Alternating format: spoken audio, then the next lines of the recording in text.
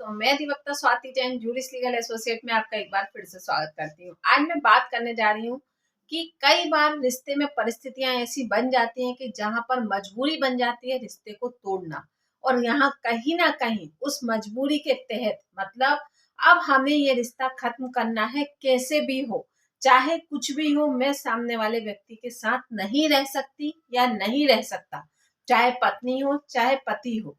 यहाँ पर जब रिश्ता बिगड़ता है या वाद विवाद की स्थिति इतनी बढ़ जाती है कि जहां पर हमारे पास सामने वाले पक्षकार के पास लगाने के लिए एलिगेशंस नहीं होते, वहां हम जाकर एडवोकेट हायर करते हैं और एडवोकेट से ये कहते हैं कि अब आप किसी भी परिस्थिति में हम दोनों का विवाह विच्छेद करवा दीजिए, या चाहे कुछ भी हो जाए, मेरा सामने वाले पक्षकार से पीछा छुड़वा दीजिए।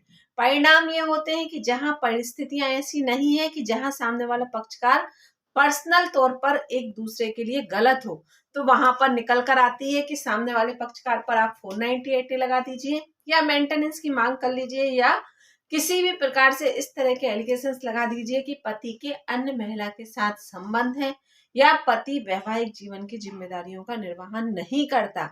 वहीं पर पति की भूमिका होती है, तो पति के द्वारा ये कह दिया जाता है कि पीहर वालों का इन्वॉल्वमेंट बहुत अधिक है, या पत्नी का किसी अन्य व्यक्ति के साथ संबंध है, या पत्नी अपने वैवाहिक जीवन की जिम्मेदारियों का निर्वहन नहीं करती। और यहाँ आकर कंडीशन ऐसी बन जाती है कि जब आप एक दूसरे पर एलिगेशंस लगाना शुरू करते हैं तो जहां मतभेद इतना नहीं होता, लेकिन मनभेद इतना हो जाता है कि वहां पर रिश्ते को खत्म करना आखिरी ऑप्शन होता है, या उसको जो एलिगेशंस लगाए हुए होते हैं वो एलिगेशंस आप प्रूफ नहीं कर पाते, तो आप यहाँ पर जीवन को खत्म करने के बारे में सोचने लगते हैं। और कई केसेस में ऐसी परिस्थितियां देखने को मिलती भी हैं कि जहां पर हमें सुनने को मिलता है कि पति ने ऐसा कदम उठा लिया या पत्नी के द्वारा ऐसा कदम उठा लिया गया। लेकिन आज हम जो बात करने वाले हैं वहां पर मैं सिर्फ आपसे इतनी सी बात करने आई हूं कि यहाँ पर अगर आप मेरी एक छोटी सी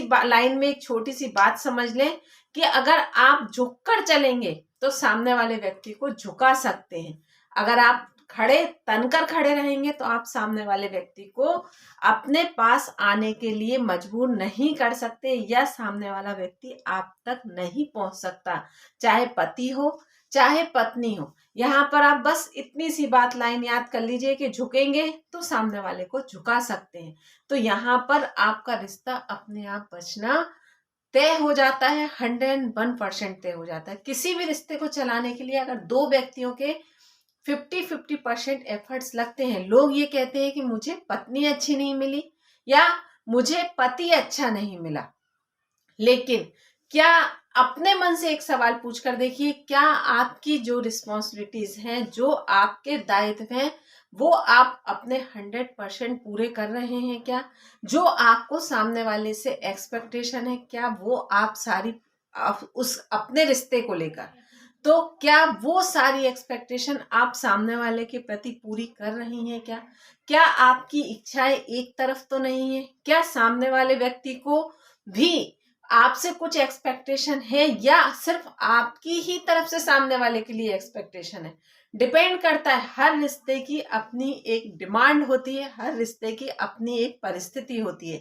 यहाँ पर 90% लोगों की सोच में ये कहती हूँ कि सामने वाला व्यक्ति इस तरह से जीता है, या सामने वाला व्यक्ति अपनी लाइफ को इस तरह से मैनेज करता है, या अपने पति के साथ इस तरह से बिहेव करती है, या पति का ये कहना होता है कि मैं सामने वाले व्यक्ति की पत्नी उसके साथ इस तरह से बिहेव करती है। तो मैं यहाँ पर फिर आपसे एक छोटी सी बात कहूंगी कि जब आपको सीता चाहिए तो आपको राम बनना पड़ेगा। आप पत्नी में सीता देखना चाहते हैं, लेकिन आप खुद राम नहीं बनना चाहते। वही बात पत्नी के लिए लागू होती है कि आप पति में तो राम चाहती हैं, लेकिन आप सीता बनने के लिए तैयार नहीं है। ये दोनों रिश्तों को, दोनों ही बातों को लेकर मैंने आज ये वीडियो बनाया है, चाहे वो पति हो चाहे पत्नी हो, जहां मैं आपसे ये कह रही हूँ कि 50-50% एफर्ट्स लगते हैं। हर व्यक्ति की सोच एक सी नहीं होती, हर व्यक्ति के विचार एक से नहीं होते, हर व्यक्ति की इच्छाएं उपेक्षाएं एक सी नहीं होती। मैंने आपकी ये बात मानी, लेकिन अगर आप इस रेशो को 70-30 तक भी ले चलें तो भी ऊंच नीच के साथ ये रिश्ता बैलेंस कर लेता है, क्योंकि ये रिश्ता ऐसा ही है। लेकिन जहां आप सामने वाले व्यक्ति से 100% एफर्ट्स चाहते हैं, वहां आप 0% एफर्ट्स देंगे तो वहां पर कहीं ना कहीं वो रिश्ता दम तोड़ देता है, जिसका परिणाम होता है तलाक, न्यायालय या एलिगेशंस झूठे मूठे एक दूसरे के ऊपर। तो यहाँ पर आपको ये बात समझनी होगी कि अगर हम अपने रिश्ते में कुछ अच्छा चाहते हैं तो हमें कुछ अच्छा करना भी पड़ेगा। सिर्फ सामने वाले व्यक्ति से उम्मीद रखकर हम उस रिश्ते को अच्छे से चलाने का प्रयास करेंगे तो यहाँ पर किसी भी प्रकार से ये चीज संभव नहीं है। तो मुझे ये लगता है कि जहां हम ये कहते हैं कि रिश्ता टूट गया, रिश्ता तोड़ दिया गया, या पत्नी अच्छी नहीं थी या पति अच्छा नहीं था, यहाँ पर किसी एक व्यक्ति की रिस्पॉन्सिबिलिटी नहीं होती किसी भी परिवार को चलाने के लिए या किसी भी रिश्ते को चलाने के लिए। आप जनरली हम पति पत्नी में ऐसा एक ऑप्शन है कि जहां आपके सामने ये परिस्थितियां हैं कि आप तलाक ले सकते हैं, इसलिए आप वहां पर सबसे पहला ऑप्शन ये चूज करते हैं कि हम तलाक ले लें। नहीं तो अगर हम प्रैक्टिकल बात करें तो क्या विवाद आप सगे भाई बहनों में नहीं होते, क्या माँ बेटी में नहीं होते, क्या माँ बेटे में नहीं होते, या परिवार के अन्य सदस्यों में नहीं होते। लेकिन हम वहां पर ऑप्शन क्या चूज करते हैं, इग्नोर करना, स्पेस देना। तो वो रिश्ता कुछ समय के बाद वहीं पर बैलेंस कर नॉर्मल स्थिति में आ जाता है और चलने लगता है। लेकिन इस रिश्ते में हमारे सामने ऑप्शन होता है कि इस रिश्ते को खत्म कर देना, तो हम इस रिश्ते में ये ऑप्शन चुनते हैं। कभी आपने और रिश्तों में और विवादों में कभी ऐसा सुना है कि अब उस व्यक्ति का हमने मुंह देखना ही नहीं है, अब उस व्यक्ति से हमें रिश्ता खत्म ही कर लेना है?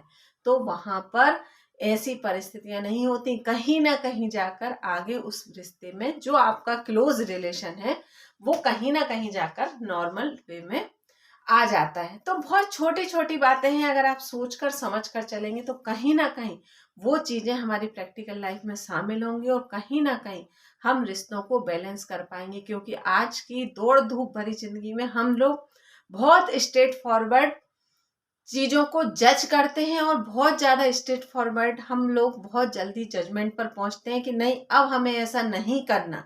हम एक बार भी उस रिश्ते को पलट कर देखकर सोचकर जीने का प्रयास नहीं करते और ये हमारा शायद आज का माइनस पॉइंट है। क्योंकि अगर हम इस जनरेशन में खड़े होकर ऐसे करेंगे तो आगे की जनरेशन को तो हम एक्सपेक्ट ही नहीं कर सकते कि आगे की जनरेशन क्या करने वाली है। आगे की जनरेशन कहीं बाहर से नहीं आने वाली, आपके आपके घर में ही आपको आगे की जनरेशन आप तैयार कर रहे हैं। तो यहाँ पर इस चीज को सोच कर समझ कर अगर बैलेंस कर चलेंगे तो चीजें सुधर सकती हैं, संभल सकती हैं। हर रिश्ते का अंत रिश्ते को खत्म कर देना या उस रिश्ते से हट जाना नहीं होता। हाँ, कुछ समय के लिए स्पेस देना, इग्नोर करना। एक सॉरी से अगर रिश्ता संभलता है तो संभाल लीजिए, इग्नोर कर रिश्ता संभलता है तो इग्नोर कर संभाल लीजिए, स्पेस देकर संभलता है तो स्पेस देकर संभाल लीजिए। मैं ये नहीं कहती कि नहीं, अगर किसी बंधन में बंध गए तो कैसे भी कर उसे निभाओ, कैसे भी कर उसे ढो, लेकिन हाँ प्रयास जरूर करो। अगर स्थिति ऐसी है, देखो कई केसेस में स्थिति ऐसी होती है कि जहां आप चाह कर भी कुछ नहीं कर सकते या आप अपना 100% एफर्ट्स दे रहे हैं लेकिन सामने वाला किसी भी प्रकार से तैयार नहीं है। तो मैंने यहाँ पर सबसे पहले आपसे ये बात कही कि दो व्यक्ति में पति पत्नी दोनों हैं, मतलब तो अगर यहाँ पर आपके सामने परिस्थितियां ऐसी आ रही हैं कि आप तो अपना 100% दे रहे हैं लेकिन सामने वाला व्यक्ति किसी भी परिस्थिति पे किसी भी तरीके से अपना पार्ट पूरा करने के लिए तैयार नहीं है, तो 100% उसका अंत विवाह विच्छेद ही है, तलाक ही है। उस चीज से मैं कभी नहीं कहती कि अगर जहां पर आपकी रिश्ते की परिस्थितियां ऐसी हैं तो आप जबरदस्ती उस रिश्ते को ढोकर चलिए। लेकिन हाँ, प्रयास ये कीजिए, एफर्ट्स ऐसे लगाइए कि हाँ हमने कोशिश की, ताकि किसी और से नहीं, हमें अपने आप पर विलाल नहीं होना चाहिए कि नहीं हमने तो प्रयास पूरे किए थे, सामने वाले पक्षकार ने हमें सपोर्ट नहीं किया या सामने वाले व्यक्ति ने हमें साथ नहीं दिया। तो यहाँ पर इस तरह से प्रयास कीजिए। अगर अंत में ऐसी परिस्थितियां निर्मित होती हैं कि जहां हमें लगता है कि नहीं अब रिश्ता नहीं चल सकता, तो आपको पक्के में न्यायालय जाना चाहिए, आपको 100% तलाक लेना चाहिए और अपने जीवन में आगे बढ़ना चाहिए, और उस परिस्थिति में आपके पास 100% एविडेंसेस भी ऐसे होंगे कि जहां आप अपनी बात को इजी वे में रख पाएंगे। तो आपको झूठे एलिगेशंस, झूठी किसी भी प्रकार के गलत तरीके से आपको सहारा नहीं लेना पड़ेगा। 101% आप अपने पूरे एविडेंसेस के साथ तलाक भी ले सकते हैं, रिलीफ भी मिल सकता है। तो यहाँ पर मुझे ऐसा लगा, जो परिस्थितियां मैं देख रही हूँ कि आज की तारीख में कोई भी व्यक्ति किसी भी चीज में झुकने और संभलने के लिए तैयार नहीं है। झूठे अहंकार, झूठे ईगो के साथ में सिर्फ और सिर्फ रिश्ते तोड़ने के लिए तैयार है। तो वो कहीं ना कहीं एक चीज ऐसी निर्मित हो रही है कि जहां पर बेवजह परिवारों में विवाद खड़ा हो रहा है और बेवजह परिवार टूट रहे हैं, जो कि किसी भी प्रकार से उचित नहीं है। जानकारी अच्छी लगी हो या मेरी कोई बात अच्छी लगी हो तो प्लीज मुझे कमेंट बॉक्स में कमेंट कर जरूर बताइएगा, ताकि मुझे आगे वीडियो बनाने में आपके लिए मदद मिल सके, या मैं आपका व्यू भी जान सकूं। हो सके कि मैं गलत हूं तो यहाँ पर आप मुझे वो भी बताइएगा। धन्यवाद।